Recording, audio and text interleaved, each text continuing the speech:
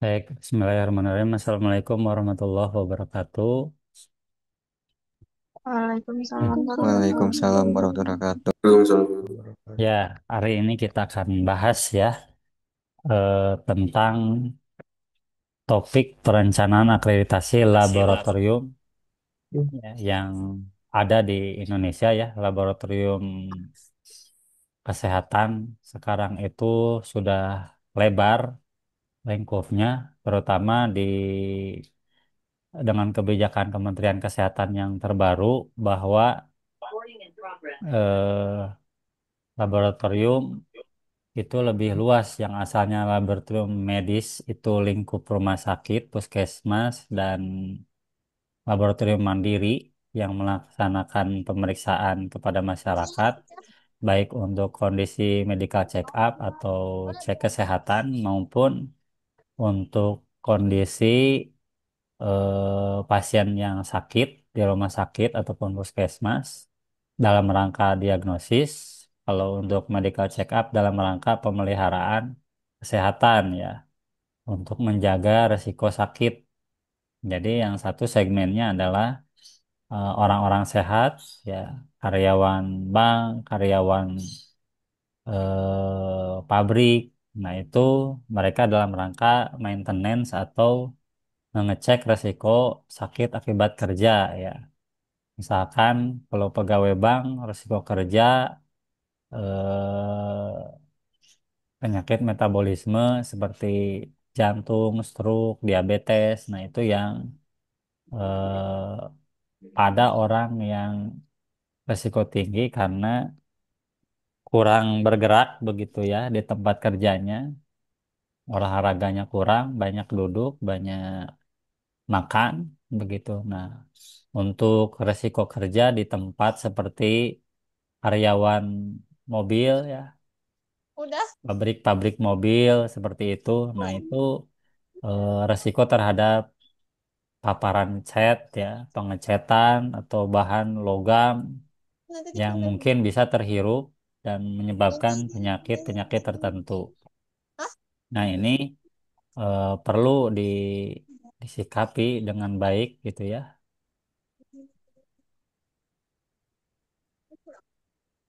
Kamu kemana? Ya, perlu disikapi dengan baik ya. Perlu disikapi dengan baik bahwa akreditasi ini menjadi suatu hal yang diwajibkan begitu di Indonesia, baik itu untuk pelayanan lab-lab mandiri, lab rumah sakit ataupun lab puskesmas gitu ya. Nah, selain masalah kewajiban adalah masalah tanggung jawab. Apakah kita merasa bagus oleh diri sendiri, kita merasa benar oleh diri sendiri, kita belajar memeriksa pemeriksaan-pemeriksaan di lab, tetapi apakah pemeriksaan kita ini benar atau belum? Nah, itu harus dinilai oleh pihak luar ya. Dalam hal ini, kalau pihak luar ingin melihat proses yang kita kerjakan, bukan untuk mencari kesalahan, tetapi menjamin bahwa pasien itu aman, ya, yang kita periksa memang kita periksa, datanya tidak ngarang, begitu ya. Itu hal-hal yang bisa merusak kepercayaan masyarakat terhadap lab. Sehingga untuk menjembatani itu, pemerintah merasa punya kewajiban melindungi masyarakat dari tidak sesuaian ya, ketidaksesuaian itu kadang bahasa kasarnya adalah malpraktek gitu ya. Nah, itu kenapa terjadi malpraktek? Pertama, karena mungkin fasilitas yang tidak sesuai, ya alatnya rusak atau apa, kemudian ke tidak dipelihara, ketidaksesuaian yang lain adalah SDM-nya. SDM-nya seharusnya ber-STR, ternyata STR-nya udah expire. Nah, itu kan tidak bisa dicek oleh masyarakat tuh secara langsung. Pasien tuh gak bisa ngecek ini lab benar atau tidak, pegawainya benar atau tidak, lulusan mana, itu kan nggak bisa dicek oleh pasien masing-masing gitu ya. Kalau ada 100 pasien ke lab, masa 100-100-nya mau ngecek gitu ya, bahwa sampel yang diperiksa itu punya dia itu benar. Nah, itu kan tidak bisa begitu gitu. Makanya diwakili lah oleh badan akreditasi. Nah, badan akreditasi ini akan mewakilkan kepada satu, dua, atau tiga orang asesor atau penilai. Tugas asesor itu melihat ketidaksesuaian, bukan mau mencari kesalahan. Beda ya. Motivasinya kalau nyari kesalahan itu dicari-cari kesalahannya gitu. Tapi kalau mau mencari ketidaksesuaian itu harus kita punya dulu ya. Saya punya cara kerja sentrifugasi begini. Nah, coba saya mau lihat ada berapa sampel. Oh, ada 100 sampel sehari. Nah, mana yang disentrifugasi, bagaimana? Nah, itu dilihat sama asesor. Oh, ternyata tidak ada panduan atau cara kerja mensentrifugasi. Sentrifugasinya bisa dikerjakan oleh orang, tapi tidak ada panduannya. Nah, ini permasalahan. Bagaimana tahu cara ngerjainnya kalau cara kerjanya tidak ditulis, tidak tertulis. Nah, itu menjadi suatu temuan ketidaksesuaian. Menurut undang-undang harusnya ada SOP, Standar Operating Procedure, atau SPO, Standar Prosedur Operasional atau cara kerja. Cara kerja memipet bagaimana, cara kerja menggunakan oven bagaimana, cara kerja kalau pasien ada yang komplain ditangani oleh siapa, kalau ada pasien bengkak gara-gara pengambilan darah ditangani seperti apa. Nah, itu ternyata tidak ada ya dokumen atau berkas-berkas cara penanganannya. Oh, jadi diselesaikan oleh lisan gitu ya, oleh lisan. Kalau si manajer ini tidak ada, ya sudah tidak akan ada yang bisa menangani karena SOP-nya ada di otak dia gitu ya.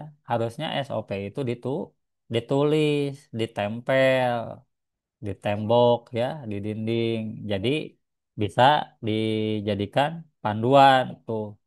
Panduan siapa saja yang ke bagian diputar ke bagian sampling, cara persiapan sampling, cara mengidentifikasi pasien, kemudian cara apa menangani pasien yang sulit ya, sulit venanya atau pembuluh darahnya. Kemudian setelah itu menilai kesesuaian ini cukup volumenya atau tidak. Kemudian memberi barcode pada sampel itu semua tertulis di panduan pengambilan darah. Nah, pas dicek sama asesor ke situ, mana dokumen cara pengambilan darahnya tidak ada. Nah, ini malpraktek ya, menjadi temuan asesor, dicatat, dicatat, dicatat, bukan dicari kesalahan. Kalau memang kenyataan di lapangan dikunjungi di lab tidak ada dokumen itu, ya dianggapnya suatu pelanggaran gitu terhadap aturan minimal yang diperbolehkan oleh pemerintah gitu. Makanya kemudian ada pertanyaan siapa yang harus membuat dan siapa yang harus bertanggung jawab terhadap pembuatan dokumen dan penyusunan dokumen tersebut. Kemudian memantau dokumen tersebut dilaksanakan oleh D3 misalkannya, kalau D4 dia membuat SOP, mengembangkan SOP, menulis SOP, mereview SOP, apakah SOP-nya menyulitkan ketika dilakukan, terlalu ribet kalimatnya, terlalu ribet urutannya. Nah, itu dievaluasi oleh seorang D4 ya, menurut Kemenkes bahwa D4 gap-nya, perannya beda dengan D3. Jadi jangan merasa di level D4 tapi kemampuan D3 ya yang hanya bisa disuruh-suruh kerja. Justru D4 harus bisa manajemen itu yang harus disiapkan. Jadi ketika ada masalah siapa yang bertanggung jawab? Bukan saling tuduh, bukan saling melempar tanggung jawab. Nanti tidak akan selesai-selesai begitu. Dimulai dari yang kecil-kecil ya, dari tahap pengambilan darah dibikin cara kerjanya, cara sentrifugasi, cara menyimpan sampel, cara mengkalibrasi kulkas, benar nggak suhunya 2 sampai 10 derajat Celcius. Kemana kalibrasinya? Oh, ke metrologi. Terus ditelusuri. Kenapa? Karena dituntut peraturan. Kalau tidak ada peraturan ya repot ya. Nah, jadi sebetulnya apa akreditasi itu? Kenapa kita harus akreditasi? Pertama, pengakuan bahwa lab kita ini sebenarnya terstandar, bahwa lab kita ini me- ter terpercaya, dipercaya oleh pemerintah. Jadi pemerintah mau memberikan wewenang dalam bentuk izin izin membuka laboratorium. Jadi bisa dicabut gak izin? Kalau dicabut, dibekukan, tidak boleh nerima pasien. Ya, jadi pengakuan resmi dari pemerintah itu nomor satu. Nomor dua, kepercayaan pelanggan. Jadi kalau suatu lab sepi, ya, apalagi lab rumah sakit, gitu ya, bukan berarti harus banyak pasiennya, ya, harus banyak yang sakit. Rasa-rasanya dengan jumlah penduduk yang banyak di Indonesia, kemudian lansianya juga banyak, penyakit itu banyak datang di usia lansia. Kalau pada anak muda, pada remaja, relatif sedikit penyakitnya, jadi jarang yang periksa lab. Nah, untuk yang lansia ini kan perlu ditangani dengan baik begitu ya. Jadi ada izin lab pun dipercaya nggak setelah diberi izin, labnya dibuka, sepi. Kenapa? Karena pelanggan belum percaya gitu. Ah, saya mending periksa ke lab A daripada ke lab B. Padahal lab A dan lab B sama-sama dapat izin dari pemerintah. Tapi kenapa sepi? Karena pelanggan tidak percaya. Poin apa emang yang membuat pasien percaya? Pertama, Pak, pelanggan merasa puas, berarti harus ada penilaian terhadap kepuasan pelanggan. Siapa yang mengerjakan? D4 apa D3? Balik lagi. Jadi kalau ada orang, akan ada orang yang mengerjakan kegiatan tersebut. Kalau tidak pernah diolah kepuasan pasien, kalau tidak pernah ditulis datanya, mana bisa ya tunjukkan coba bahwa pasien itu puas. Ih, udah kata saya puas gitu. Nggak bisa. Tunjukkan mana kuesioner hasil penilaian ke pasien. Ternyata waktu diakreditasi tidak bisa ditunjukkan itu. Dokumennya nggak ada, datanya tidak ada. Masih mending datanya mentah gitu ya. Ada survei ke pasien. Ini tidak ada. Jadi tidak punya keinginan, tidak punya niat petugas labnya atau orang-orang yang di labnya untuk menilai apakah lab kita tuh sebenarnya memuaskan nggak sih gitu. Kalau puas kan akan loyal, akan terus langganan gitu ya. Bukan berarti orang harus sakit terus, bukan ya. Kalau kalau kayak diabetes, stroke itu relatif rutin mereka ke lab ya 3 minggu sekali. Mereka ke lab datang lagi, datang lagi. Jadi orang ada yang datang karena kepuasan, ada yang datang karena kepaksa karena dia sakit. Nah itu kan suatu hal yang harus diteliti dan yang bisa meneliti itu anak D4 ya. Anak D4. Jadi jangan disangka kualifikasi tambah tinggi itu tanggung jawabnya rendah. Tanggung jawabnya besar walaupun pekerjaan rutinnya sedikit gitu. Mungkin yang mengerjakan pemeriksaan rutin hematologi, kimia klinik itu bisa dikerjakan D3. Mereka memang harus mahir di yang rutin-rutin. Tapi ketika ada masalah pasien, ada masalah sesuatu, mereka nggak bisa, mereka tidak dibekali itu. Jadi memang harus D4 yang melakukannya.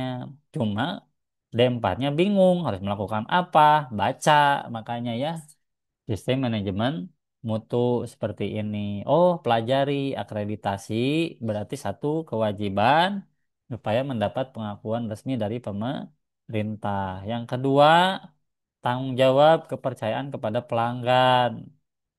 Ya, kenapa akreditasi itu penting? Jadi ada tiga alasan. Yang pertama, karena ingin ada pengakuan dari pemerintah. Yang kedua, karena ingin dipercaya oleh pelanggan. Yang ketiga, karena ingin meningkatkan mutu. Jadi ada beberapa persyaratan. Contoh, ya. Jadi kita boleh menjadi penyelenggara medical check up untuk haji atau medical check up itu kan yang haji ribuan ya, jutaan bahkan gitu. Dalam satu kabupaten kota kita kerja di laboratorium suatu kabupaten dan labnya cuma lab kita tuh. Nah, cuma gara-gara tidak akreditasi SNI, jadi kalau akreditasi yang wajib dari pemerintah misalkan SNARS atau KARS gitu ya. Tapi yang sunahnya itu SNI 15189. Nah, ini di bawah BSN akreditasinya. Kalau yang KALK itu di bawah Kemenkes ya akreditasinya. Nah, gak bisa katanya harus akreditasi SNI baru bisa ngambil tender. Tender tahu ya, tender. Tender itu ikutan proyek ya. Saya kan kalau banyak pemeriksaan berarti banyak penghasilan tuh labnya. Nah, ingin menyasar pasar medical check up. Nah, yang haji, yang di bank, yang di pabrik-pabrik, nah itu kan ada persyaratan dari mereka. Biasanya mereka minta dokumen akreditasi SNI, ya standar nasional. Jadi bukan yang KALK yang diminta. Jadi kalau KALK, KARS itu lebih ke dikasih izin dari Kemenkes atau Dinkes tempat gitu ya. Nah, itu kalau yang ini tidak, dia izin udah punya tapi minta mutu yang di atas itu ya, yang KAN, Komite Akreditasi Nasional atau BSN.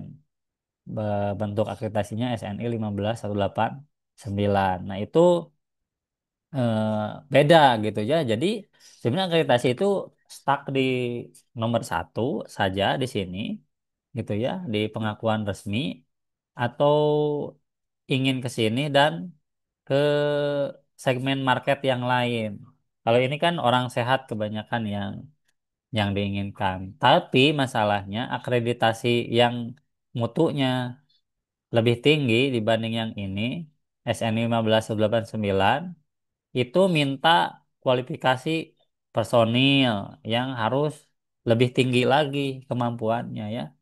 Jadi ada QC, ada measurement uncertainty, pokoknya mah lebih rumit ya kemampuan yang dimintanya juga. Nah, saking ingin detail, saking ingin akurat. Nah, kalau yang di sini kadang PMI saja atau PME saja yang diikuti sudah memenuhi lah ya, memenuhi untuk bisa ikut akreditasi. Nah, itu ya yang harus dicamkan. Kenapa penting? Nah, ini yang sudah saya sebutkan tadi, lembaga akreditasinya yang dipakai ya. Yang dipakai yang pertama KARS ya. KARS itu lembaga independen, berarti bukan di bawah pemerintah ya. Dia eh, ma- ter- tidak didanai oleh APBN. Jadi dana mandiri dari kumpulan para pakar ya. Komite Akreditasi Rumah Sakit ya. Ini salah tuh bukan komisi ya, komite harusnya. Nah, itu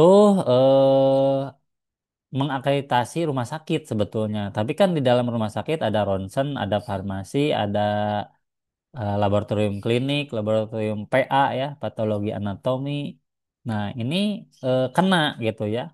Kena eh, penilaian juga. Jadi tetap apa yang harus disiapkan oleh lab dokumennya. Nah, kemudian KALEK. Kalau KALEK ini Komite Akreditasi Laboratorium Klinik di bawah Kemenkes ya. Kemenkes berarti ini masih di bawah pemerintah ya, masih di bawah pemerintah.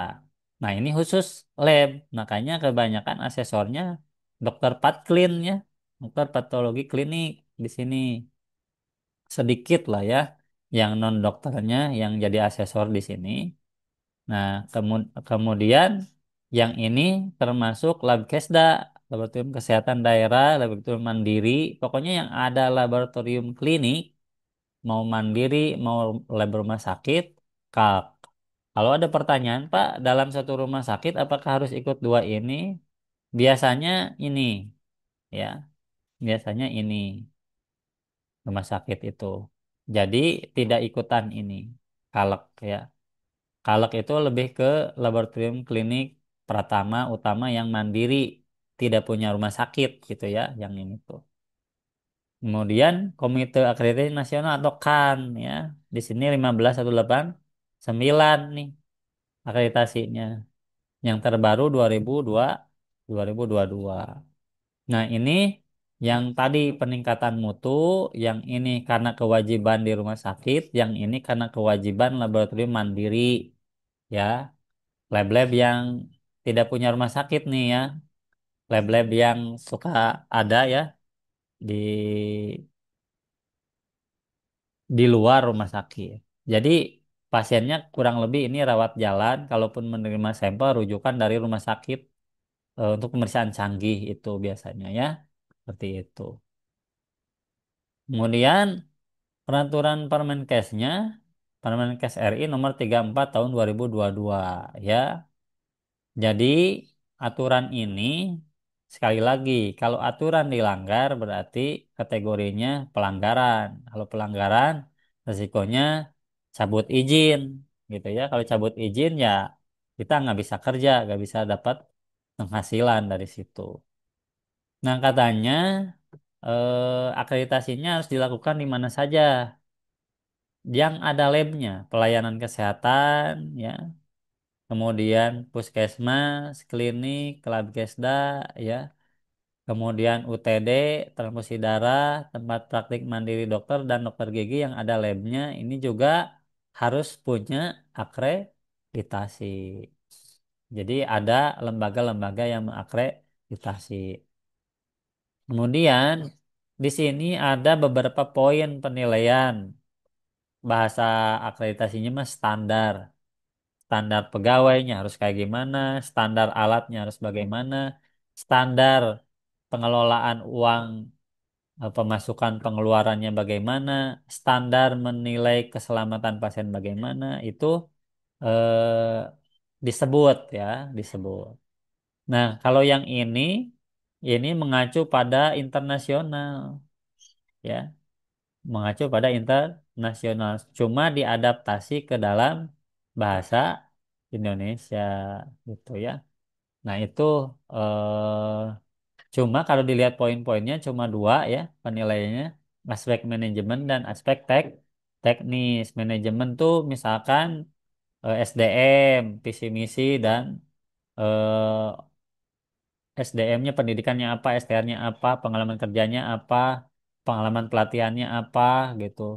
Nah, itu semua dinilai di aspek manajemen. Kalau aspek teknis contohnya pengelolaan sampel, kalibrasi dan QC, quality control, validasi hasil, resiko kesalahan hasil, penilaian aspek limbah dan sebagainya. Nah, itu aspek kesehatan pengelolaan limbah, sampah dan seterusnya itu di aspek teknis. Nah, ini lebih ketat ya dibanding yang akreditasi CARS ataupun KALK.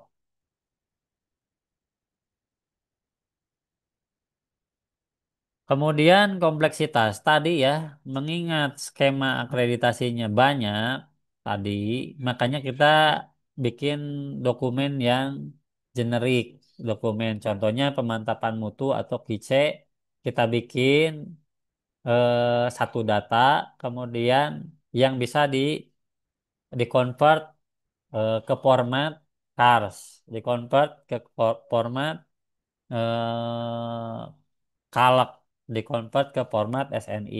Nah, jadi ini semua kita harus siapkan. Jadi dokumennya mungkin instrumennya berbeda, tetapi datanya berasal dari sumber yang sama. Masalahnya lab kitanya quality control tidak gitu. Minimal 6 bulan terakhir itu harus dilakukan ya. Karena untuk quality control kadang perlu dana yang besar. ini juga jadi hambatan bagi lab-lab yang kecil yang dananya terbatas, yang pasiennya sedikit untuk bisa memenuhi syarat minimal gitu ya. Jadi ini kompleks ya, karena ini mintanya 10 atau berapa gitu ya, ini lebih sedikit, tapi kan tetap harus disiapkan data-datanya gitu ya. Seperti itu. Nah, ini contoh ya. Di bab 1 sampai bab berapa nih? Bab 7 ya. Contoh ini standar akreditasi yang rumah sakit. Keselamatan pasien itu ada 3 buku, 3 standar ya. Yang dinilai ada 6 poin, 6 item apa saja. Nanti silahkan cari sendiri ya. Bisa dilihat di internet. Kemudian tata kelola kepemimpinan ada 24 standar. Termasuk siapa yang jadi manajer, siapa yang jadi kepala lab, siapa yang jadi koordinator bidang, itu ditentukannya kayak gimana, penentuan visi, ini lab tuh mau dibawa kemana, kemudian misinya, labnya mau apa saja dari tahun ke tahun yang dikerjakan untuk mencapai mimpi atau visi tersebut.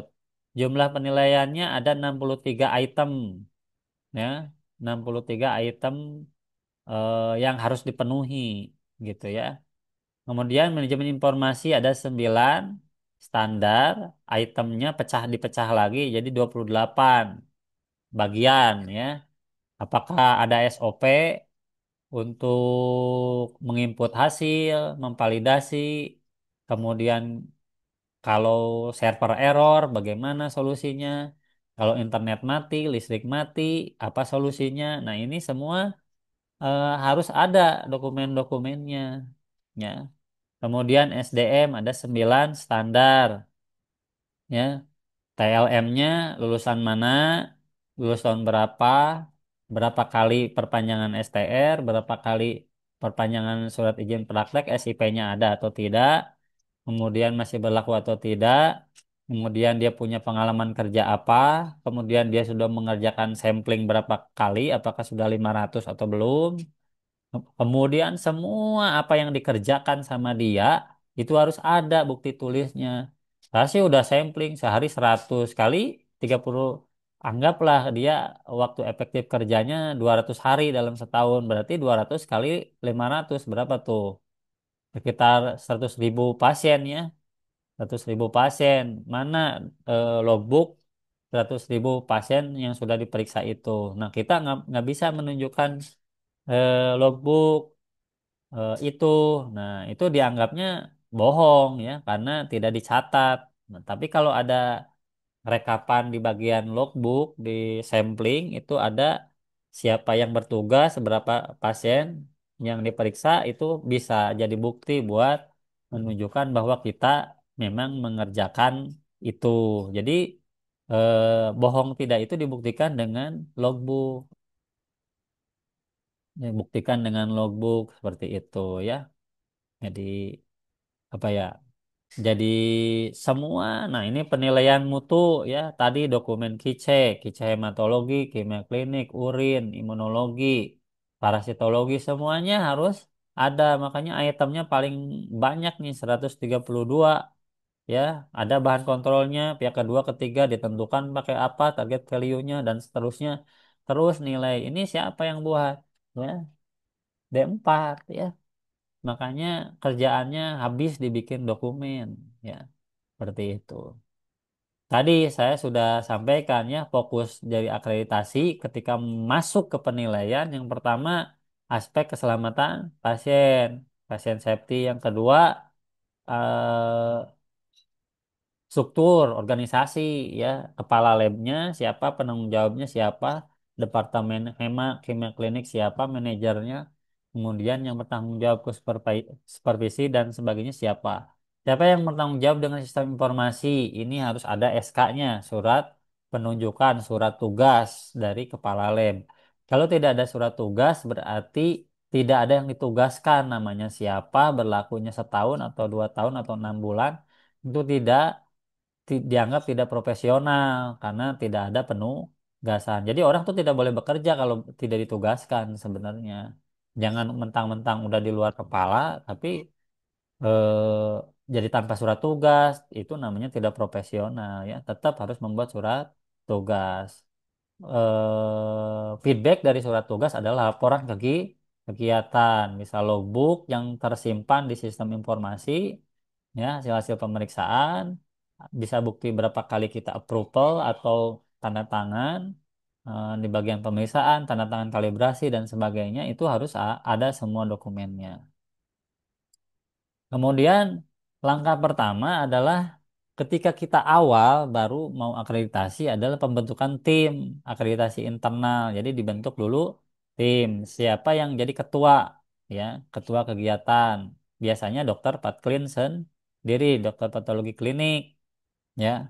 Itu yang jadi kepala lab di rumah sakit. Nah, kalau di lab PA, patologi anatomi, dokter patologi anatomi, dia sebagai kepala lab. Kemudian dibantu oleh TLM ya, timnya. TLM, admin, administrasi, TU, cleaning service dan seterusnya. Semuanya dilibatkan termasuk komite medis ya yang di atas lab itu. Di rumah sakit ada komite medis biasanya yang apa atasannya dari lab ya, atasannya. Jadi di atas kepala lab itu ada lagi komite medis biasanya ya, atau komite penunjang medis biasanya. Nah, itu harus dilibatkan. Kenapa harus dilibatkan? Harus ada komitmen dari pucuk pimpinan. Jadi jangan ada istilah pimpinannya juga nggak peduli untuk membuat jadi ini bermutu gitu ya. Nah, jadi kalau dicontohin dari pimpinannya ke bawahnya juga akan ikut. Tapi kalau pimpinannya tidak punya komitmen, pasti ke bawahnya juga tidak akan jalan. Nah, komitmen itu bukan hanya sekedar ngomong dan tanda tangan bersama di piagam, ditempel di tembok, tapi memang direncanakan ada biaya untuk pelatihan, direncanakan ada biaya untuk menyusun-nyusun dokumen, direncanakan untuk konsumsi rapat, direncanakan untuk mengirim pelatihan tentang akreditasi. Nah, yang koordinator-koordinator bidang, pelatihan kalibrasi, pelatihan maintenance alat, itu direncanakan dengan serius ada anggarannya, dibuat, disusun anggarannya. Nah, itu bukti komitmen. Jadi komitmen itu bukan sekedar di bibir, tapi memang diaplikasikan dalam bentuk perencanaan anggaran gitu ya. Nah, itu diajukan ke komite penunjang medis. Dari penunjang medis diajukan ke direktur rumah sakit kalau di rumah sakit. Tapi kalau di puskesmas diajukan kepala puskesmas. Kepala puskesmas mengajukan kepada Dinkes. Dinkes mengajukan kepada mana? Kepada DPR ya, minta persetujuan di rapat DPRD kalau di kabupaten kota. Kalau di provinsi, model laboratorium kesehatan provinsi itu DPRD tingkat provinsi persetujuannya.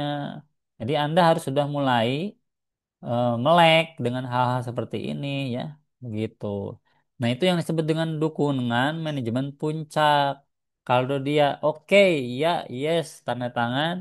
Nah, besoknya jangan dia yang bikin budget, kita bikin budget rencana anggaran untuk rapat berapa kali.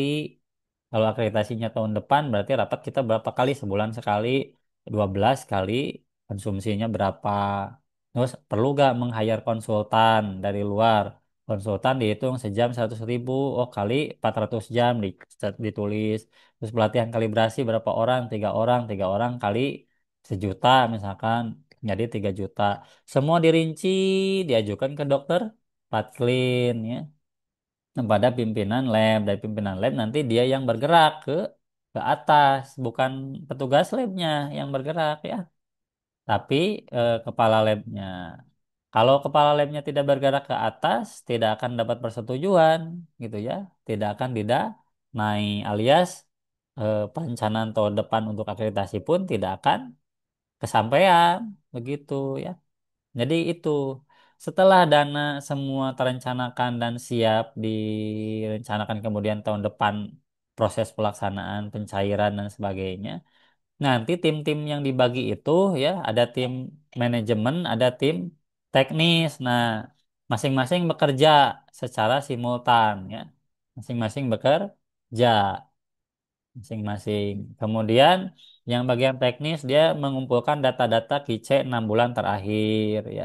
Mengumpulkan SOP-SOP apa yang kurang terkait dengan pemeriksaan. Nah, yang bagian tim manajemen, yang bagian manajemen itu pengelolaan, dia mengumpulkan biodata-biodata TLM, biodata-biodata admin, sok mana ijazah, terus ada gak sertifikat-sertifikat pelatihan atau ikut oh iya, saya pernah pelatihan Microsoft Word katanya yang admin kumpulin tuh dibikin map bikin file profil personil ya dibikin profil personil riwayatnya pendidikannya ijazahnya asli ya bukan maksudnya ijazah fotokopi dilampirkan hard copy ya jadi jangan soft copyan ya hard copy gitu ya. Kalau dokumen berkas-berkas ini ada semua, mau di soft copy kan, mau didigitalkan, tinggal nyuruh orang sih sebenarnya. Tapi kalau kita, oh ada, tapi masih soft copy, nggak bisa gitu ya. Jadi tetap ada hard copy, makanya harus punya lemari gitu ya. Lemari arsip, oh ini arsip manajemen. Oh ini kontrak pembelian reagen. Nah, dokumennya tender tiga pabrik, ya tiga pabrik, tender pengadaan. Nah, harus ada dokumennya.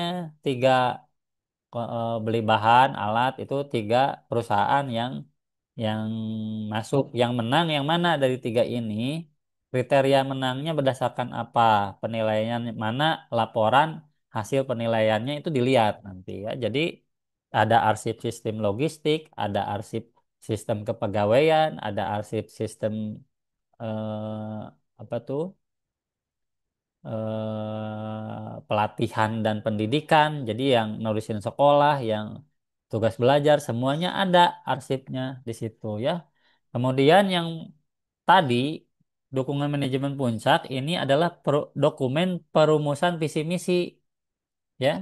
Perumusan visi misi kadang bisa melibatkan user, misalkan lab kita itu sering MCU Haji. Nah, bisa mengundang dari pihak Departemen Agama untuk memberikan masukan apakah visi misinya tercover tidak gitu ya menjadi laboratorium profesional yang bisa melayani masyarakat dari berbagai segmen. Nah, tercover gak? Tidak. Nah, sok apa usulannya? Nah, itu harus ada rapat dan absen kehadiran ya. Absen kehadiran bahwa ada yang user-user hadir ya pelanggan-pelanggan yang hadir dari bank mana dari rumah rumah sakit mah jelas ya bisa diwakili oleh dokter yang ada di rumah sakit dia sendiri gitu mau dokter penyakit dalam kayak atau penyakit jantung silakan dia hadir di situ sebagai bukti komitmen sudah dirapatkan perumusan visi misinya jadi banyak dokumen yang harus disiapkan makanya harus dibagi tim dengan baik ya seperti ini. Nah, begitu penilaian mandiri selanjutnya oleh lab sendiri dicoba ya, minta pelatihan auditor ya. Nah, si auditor jadi ada auditor hema, kimia klinik, imun, urin misalkan tiga lah ya. Nah, nanti silang tuh silang ya si hema menilai Kim Clean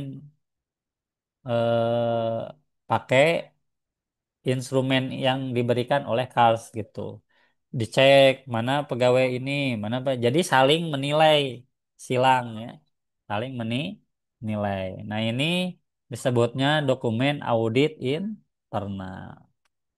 Itu disusun. Nah, ini pertama tadi visi misi, kedua pedoman, yang ketiga instruksi kerja, yang keempat logbook atau rekaman kegiatan ya, sudah sampling, sudah dikalibrasi, sudah dikice, itu tanggal berapa saja, berapa hari sekali, satu hari berapa kali.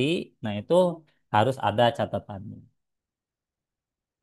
Ya, tantangannya di Indonesia apa? Dalam dokumentasi ya, kebanyakan di kita apa? Kebanyakan nih yang ini ya. banyak cara kerja yang tidak tanda tangan atasan. Nah, ya jadi atasannya lupa atau tidak tanda tangan ya. Ini udah direvisi, eh yang udah tanda tangan teh asa udah cenah, tapi yang lama gitu ya. Nah, yang versi baru belum. Nah, itu tantangannya. Jadi eh, makanya yang capek itu nanda tangan. Banyak dokumen yang harus ditanda tangan. Kemudian peningkatan kompetensi staf ya tadi melalui pelatihan-pelatihan yang direncanakan sebelum akreditasi karena menjadi syarat wajib. Contoh pelatihan KICE, pelatihan kalibrasi alat, pelatihan validasi hasil, pelatihan penanganan pelanggan, pelatihan pasien safety ketika ada kecelakaan kerja. Nah, itu semua harus ada sertifikatnya begitu.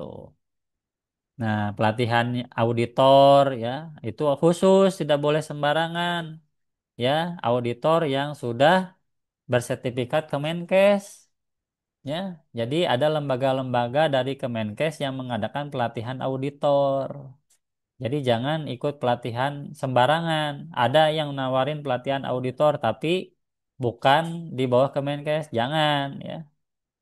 Nah, di sini ada di Bogor Bapelkes ya, Badan Pelatihan Kesehatan. Nah, itu suka mengadakan pelatihan auditor. Jadi harus yang diakui lembaga pelatihannya. Jadi jangan asal dapat sertifikat. Jadi harus ada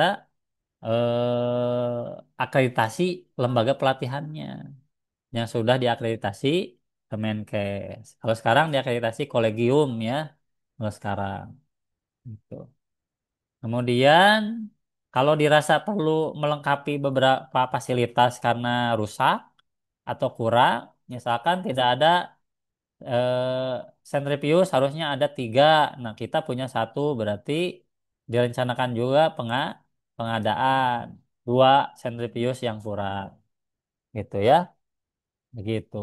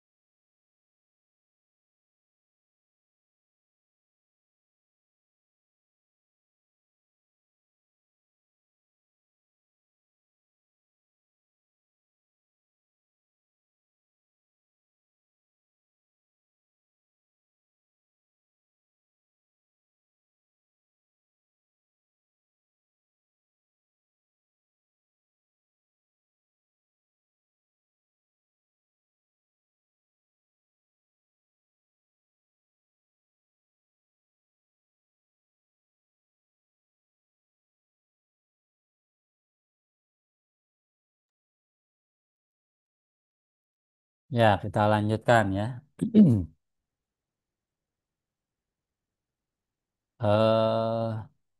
Sampai mana tadi teh ya? Oke, tadi sampai standar fasilitas ya.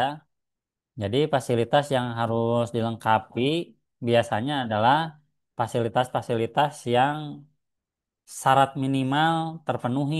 Misalkan untuk lab pertama itu ada hematologi analyzer, kemudian ada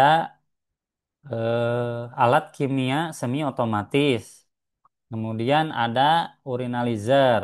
Nah, itu untuk yang pertama. Yang utama chemistry analyzer ya. Jadi yang otomatisnya lebih banyak, bukan hematologi analyzer saja. Nah, ini kan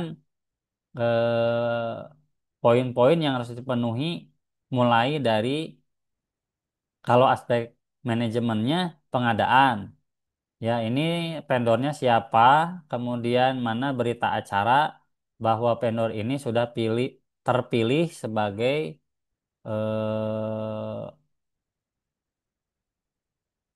vendor yang layak untuk digunakan, dipilih ya. Kemudian mana dua kompetitor lain yang pernah mengajukan ke rumah sakit gitu ya, eh, untuk bisa ikut bersaing memasukkan alat ke menjual alat ataupun sistem KSO ya, ada dua cara. Yang sistem KSO itu kerjasama operasional, jadi di rumah sakit itu cuma hak guna menggunakan ya. Kalau yang beli lepas itu jadi milik rumah sakit alatnya ya. Nah, jadi kerjasama operasional itu beda ya. Kerjasama operasional itu alat disewakan gitu, tapi sudah di cover dari tarif pemeriksaan. Nah, itu harus ada dokumen kontraknya berapa tahun, kemudian itu dari sisi pengadaan atau sisi manajemennya. Nah, kalau dari sisi teknisnya, ini riwayat kalibrasi berapa kali gitu ya. Kemudian mana catatan sudah dikalibrasinya, tanggal berapa saja itu harus mampu ditunjukkan ya. Mau di LIS ataupun dalam bentuk manual dalam kertas logbook kalibrasi. Nah, itu harus betul-betul apa yang kita kerjakan itu ditulis ya. Makanya nggak mungkin kalau D3 bisa mengerjakan hal-hal seperti ini. Kemudian nggak mungkin juga kepala lab mengerjakan hal seperti ini. Makanya dia memerlukan D4 sebagai middle management atau manajemen tengah yang menjembatani pelaksana D3 dan menjembatani pimpinan. Jadi harus bisa ke atas, harus bisa ke bawah. Itu intinya ya. Nah, kemudian infrastruktur laboratorium ini tidak usah juga mengada-ngada gitu ya, yang minimal aja dulu gitu ya, minimal yang dipersyaratkan oleh Permenkes. Ya, persyaratan minimal untuk lab itu bisa dibuka. Sekalipun pasiennya sepi, tetap aja harus dipenuhi. Misalkan yang periksa urin jarang, tapi ada urinalizer masuk skema PME, pemantapan mutu eksternal yang diuji oleh pihak luar dan itu jadi syarat akreditasi, tetap aja harus disewa atau dibeli gitu ya.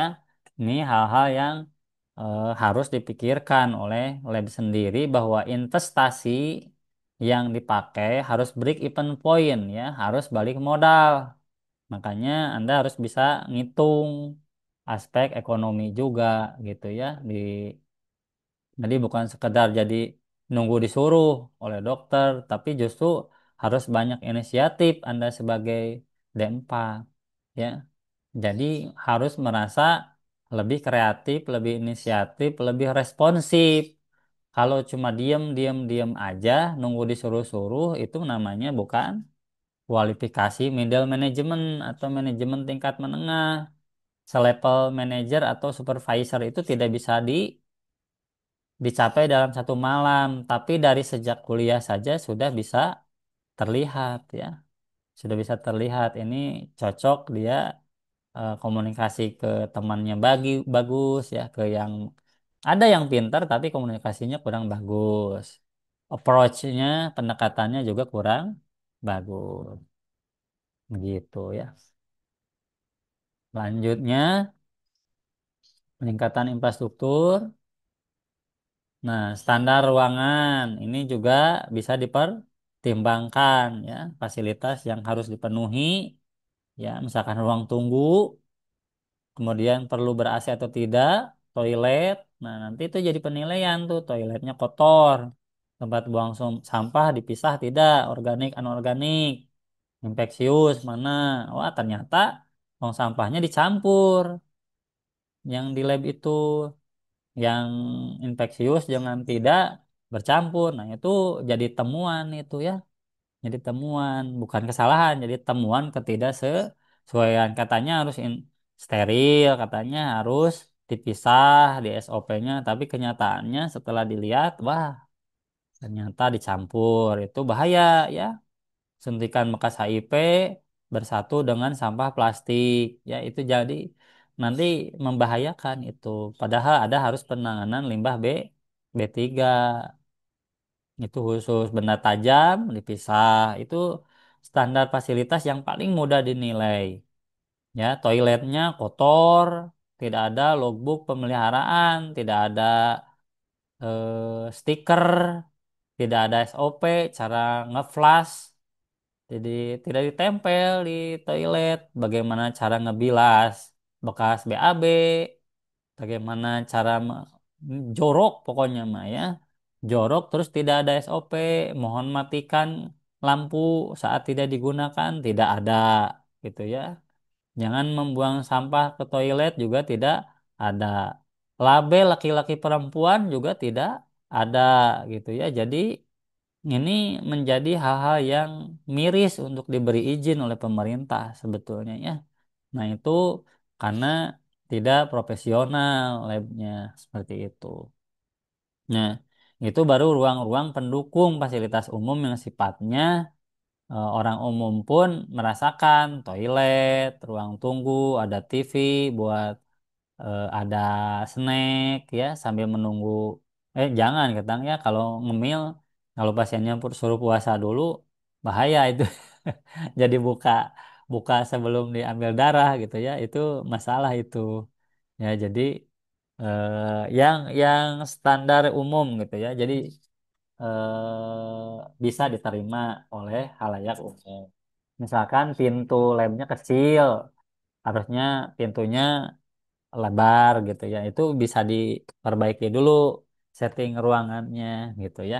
Kemudian kursi ruang tunggu tidak boleh jelek. Nah, itu hal-hal yang perlu dipertimbangkan saat akreditasi gitu ya. Kemudian pintu dorong dan pintu tarik itu labelnya jelas gitu ya. Ketika orang mau masuk lab. Nah, itu contoh standar fasilitas umum. Kemudian standar ruang pelayanan. Kalau ada pemeriksaan BTA atau dahak, itu masa berdahak di toilet ya. Berarti harus ada ruang pengambilan dahak ya. Dan itu harus ada jaraknya jauh dari lab ya. Bahkan ada rumah sakit yang khusus mengkhususkan bikin satu ruangan buat pengambilan dahak. Itu bagus ya, seperti itu. Nah, itu karena mempersyaratkan seperti itu.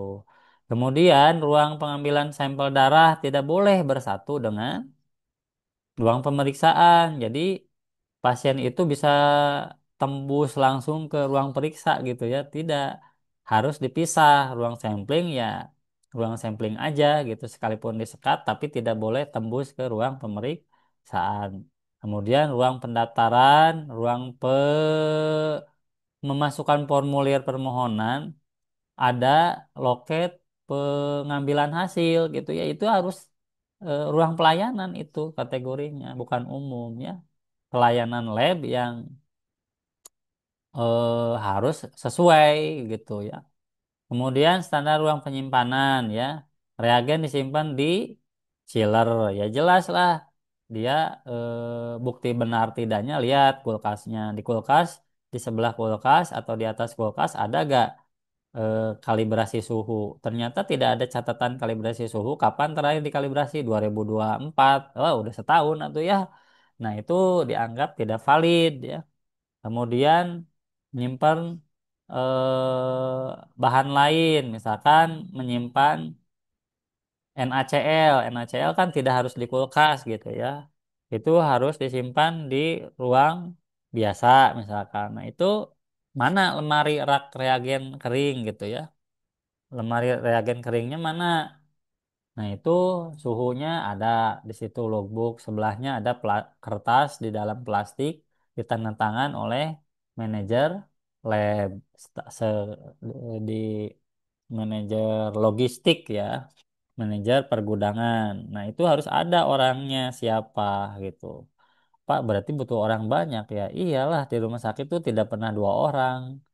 Rumah sakit itu selalu banyak orang, makanya bisa disebar tugasnya gitu. Nah, kemudian standar fasilitas yang lain mah alat dan bahannya. Nah, itu tadi sudah dibahas kalau alat pemeriksaan. Kemudian, nah ini uji fungsi infeksi penilaian kalibrasi ini jadwal kalibrasi dokumennya harus ada prosedur cara pencegahan kalau mati lampu apa harus ada. Kemudian LIS atau software yang menyambungkan alat-alat ke hasil gitu ya ke hasil. Nah itu harus divalidasi, validasi benar gak? Jangan-jangan satuan salah ya atau eh, juggling gitu ya. Jadi harusnya nomor urut pasien satu dia jadi dua ke LIS. Nah itu harus dilakukan. Ada backupnya seminggu sekali. Nah itu ada SOP-nya. Ini harus di backup oleh siapa, username dan passwordnya siapa. Itu harus ada surat penunjukan, surat penugasan. Disebut dengan kontrol akses pengguna. Harus manajer atau harus manajer mutu atau atau kepala bidang. Nah, yang mana yang dikasih username sama password untuk backup. Jadi kan bisa dicuri itu datanya ya. Kalau sembarangan dikasih password, mahasiswa PKL juga bisa save as gitu ya data-datanya. Nah, ini yang membahayakan. Makanya kontrol akses pengguna. Kemudian pengelolaan limbah, kita rumah sakitnya misalkan tidak punya pengelola limbah atau insinerator sendiri. Nah, kita bisa kerjasama dengan pihak ketiga yang pihak ketiga itu perusahaan pengelola limbah. Nah, itu biasanya ada yang per liter, ada yang per kilo, tergantung limbah yang apa kita ukur volumenya.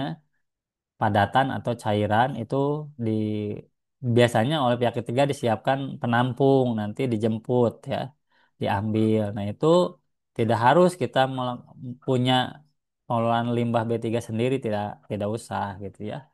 Nah ini yang harus dilakukan beberapa strategi gitu ya pada saat pengelolaan limbah. Kemudian program PMI. Nah, PMI itu kontrol internal ya. Kice hematologi ini ada di mata kuliah semester berapa ya? Tingkat 3 berarti semester 5 ya, 5 6 lah. Semester 5 6 ini diajarkan ya mem-PMI semua bidang pemeriksaan, hema, kimia klinik, imun, urin, bakteri dan lain-lain ya. Ini diajarkan. Kemudian PME ini bisa setahun 2 kali. Jadi kita dikasih sampel dari lembaga luar, ya, tidak dikasih tahu kunci jawabannya. Kalau PMI biasanya kita sendiri yang melakukan dan kita tahu harusnya misalkan gulanya 100, ternyata kita 200-nya salah ya. Salah benarnya ketahuan langsung dan bisa diperbaiki. Apa yang harus dikoreksi. Kalau ini apa dari pihak luar dikasih ternyata kita nilainya C ya jelek cukup gitu ya. Nah ini harus harus ditelusuri apakah metode kita atau cara kerja kita yang tidak sama dengan lab tetangga ya. Jadi kalau ini bagus tidaknya relatif ke lab tetangga. Lab tetangga pada bagus ternyata periksa glukosa. Nah yang kita jelek. Ada 2 3 lab di luar sana satu kota tapi dia bagus-bagus berarti kita perlu mempertimbangkan mengevaluasi apa yang salah nih bisa ngobrol ke mereka misal studi banding bisa apa, nanya, oh jangan-jangan alat kita yang mereknya kurang bagus ya, gitu ya, kualitasnya kurang bagus. Padahal SDM-nya mah bagus gitu ya, terlatih, pinter, dan seterusnya. Bisa jadi alatnya yang eh, tidak sama. Coba harusnya yang semerek lah gitu ya, sama dia minimal. Atau biasanya kalau gara-gara SDM mah tidak lolos ya. Kalau cuma jelek kayak gitu-gitu tuh faktornya karena kadang beda alat begitu ya, beda merek gitu. Nah itu hal-hal yang harus diperlihatkan. Nah ini ada dokumennya, ini ada dokumennya. Biasanya diminta yang dua ini wajib ya, wajib ditunjukkan oleh asesor. Nah kalau yang ini sifatnya kualitatif ya, ada yang proaktif, ada yang insiden. Pernah berapa kali terjadi tabung tumpah. Nah itu dicatat ya. Tabung tumpah itu eh, berapa kali dicatat dalam setahun. Nah, kemudian kalau manajemen risiko, risiko-risiko kegagalan model tadi berapa kali kalibrasi. Nah, itu kan karena ada kendala sebetulnya alat itu dikalibrasi. Nah, itu resikonya ke akurasi hasil. Nah, nanti apa yang harus ditangani? Nah, risiko itu ada penilaiannya, ada caranya, namanya manajemen risiko. Kalau belum paham bisa ikut pelatihan manajemen resiko QC berbasis manajemen resiko ada. Kemudian nilai kritis atau pasca analitik atau hasil yang berisiko ada pelatihannya. Jadi semua sudah di cover ya, sudah disediakan di lapangan. Makanya budgetnya, penganggarannya harus benar, harus nanya. Kadang dokter meng-hire konsultan ya, konsultan supaya bisa mengarahkan, apalagi yang D4-nya fresh graduate ya, baru lulus. Nah, itu kan belum pengalaman. Nah, begitu. Nah, ini contoh-contoh ya, kita harus punya lemari arsip ya. Kemudian diberi keterangan ya, poin biasanya yang dipakai poin ya. Poin 1.1 gitu apa gitu. Nah, itu harus diberikan. Yang pertama, dokumen administratif. Berarti struktur organisasi kita menggambar direktur rumah sakit dan sampai ke lab gitu ya. Kemudian dana rumah sakit, daftar perizinan fasilitas, program dan laporan hasil audit gitu dan sebagainya. Kemudian dokumen kebijakan, prosedur dan yang lain-lain ini bisa ngikuti instrumennya yang mana gitu ya. Yang mana yang KARS, SNARS, KALEK atau SNI 1589. Ini permintaannya kurang lebih hampir mirip, tetapi format template-nya bawaan masing-masing ya. Ada yang format kan itu eh, nomor nomor dokumennya sudah ada ya, urutannya. Jadi bisa bisa beda gitu. Tapi kita bisa copy paste yang kontennya gitu. Untuk SDM dan fasilitas ini STR, SIP ini harus ya wajib. Ya ini tidak bisa ditawar. Pernah waktu asesmen itu saya menemukan justru SIP dokter Patklinnya itu yang expire 6 bulan ya. Jadi kata pihak labnya sih sedang diperpanjang. Terus saya cek lagi, eh, bukan saya cek sih, ditanya-tanya. Coba lihat ijazah dari dokter Patklinnya. Ternyata beliau pensiunan ya, pensiunan. Jadi ditanya lagi, jarang, jarang datang gitu ya. Nah ini eh, kita cuma bisa rekomendasikan ya dikejar karena yang menandatangan hasil kan dokter patologi klinik gitu. Itu wajib kata saya tuh ya. Jadi hal-hal yang harus dicamkan dari semua ini ada yang kritis ya. Ada yang kritis yaitu orang. Kemudian simulasi ya. Simulasi akreditasi bisa dilakukan sehari lah ya. Biasanya di baru kelihatan kalau diakses ya, misalkan oleh auditor eh, sebelah gitu ya, misalkan auditor dari tim penunjang medis gitu ya, nyobain gitu jadi asesor gitu ya ke lab kita, mulai dari awal ya, dari opening closing tuh resmi ya, dia menjadi seorang asesor, kemudian semua karyawan hadir yang di lab. Wah, pokoknya itu resmi gitu ya, seperti itu, berseragam rapi seolah-olah itu asesor asli gitu ya. Nah itu eh, simulasinya. Nah, kemudian apa yang dilakukan oleh si asesornya itu? Biasanya dia akan menelusuri alur proses pelayanan. Oke, ada pra-analitik, analitik, pasca analitik. Nah, dimulai pasti dari pra-analitik. Mereka bakal keliling di bagian pendaftaran dulu, dilihat di ruang tunggu, gitu ya. Kemudian apa yang bisa dilihat dari ruang tunggu. Nah, asesor yang udah pengalaman sambil lihat-lihat gini juga dia tuh sambil ngenilai gitu ya. Sambil ngenilai, nanti tinggal dilihat di dokumennya gitu. Apa yang dilihat sama dengan yang tertulis gitu. Jadi jangan menuliskan sesuatu yang tidak dilakukan, sebaiknya itu ya. Tapi jangan jadi alasan tidak dilakukan karena alat rusak gitu atau AC rusak gitu ya. Jadi ruang tunggu tidak ber-AC. Jadi jangan permisif, jangan terlalu apa ya, ngeyel gitu terhadap suatu kesalahan. Jadikan feedback itu. Oh, berarti harus diajukan. Berarti harus diperbaiki. Bagus kan? Itu jadi masukan buat rumah sakit sendiri gitu.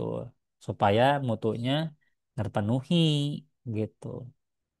Nah, begitu ya. Nah, itu prosesnya minimal 60% dari formulir akreditasi itu bisa dipenuhi sebagai asesmen kecukupan untuk bisa divisitasi. Jadi setelah formulir-formulir atau borang, bahasa kerennya tuh borang. Borang-borang tersebut sudah diisi, sudah dipenuhi, kurang lebih 60% proses sudah dirasa cukup, bisa ini kategorinya checklistnya sudah audit kecukupan ya, sudah acup. Audit kecukupan nanti diajukan ke komite akreditasi. Nah, dari komite akreditasi akan ada panel atau sejenis rapat gitu ya, yang menentukan siapa yang akan jadi asesor, siapa yang akan jadi validator. Nah, ini sudah cukup tidak? Oh, ini belum cukup. Ada dokumen-dokumen yang kurang sehingga tidak bisa divisitasi, tidak bisa dikunjungi. Nah, itu akan dikembalikan untuk dipenuhi. Misalkan kicenya baru 4 bulan, harusnya 6 bulan. Nah, berarti nambah 2 bulan lagi ditunda gitu ya. Nah, itu contoh audit kecukupan. Jadi tidak akan badan akreditasi itu ujug-ujug meng-ACC dan datang menilai, tidak ya.